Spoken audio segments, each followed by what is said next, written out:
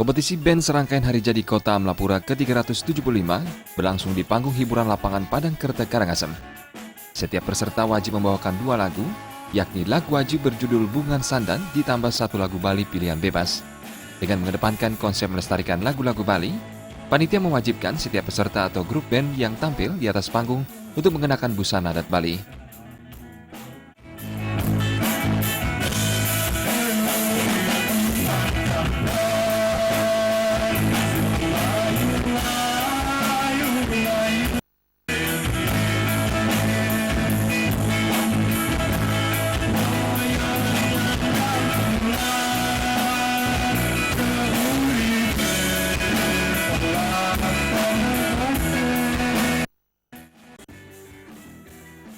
Kompetisi band kali ini hanya diikuti 5 grup band, masing-masing Parkids 27, grup band SMA 2 Amlapura, The Flute, Reflex Band, serta Balagita Dewata.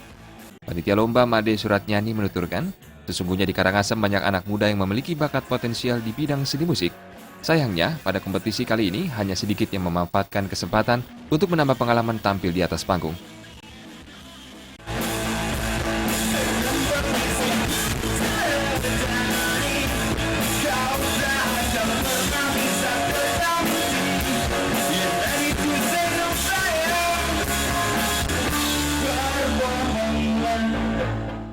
Jumlah peserta yang minim tidak mengurangi kualitas setiap grup band dalam membawakan lagu di hadapan dewan juri. Secara keseluruhan, para peserta mampu tampil mengesankan, terutama saat membawakan lagu wajib berjudul Bungan Sandat, ciptaan almarhum Ana Agung Made Cakra, dengan aransemen yang baru.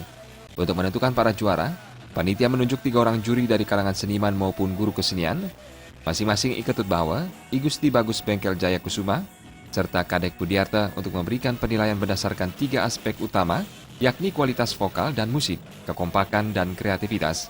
Untuk juara 1 dari kompetisi ini berhak mendapatkan piagam dan uang tunai senilai Rp1.200.000. Juara 2 berhak atas piagam dan uang tunai Rp1 juta, sementara juara 3 mendapat hadiah piagam dan uang tunai senilai Rp800.000.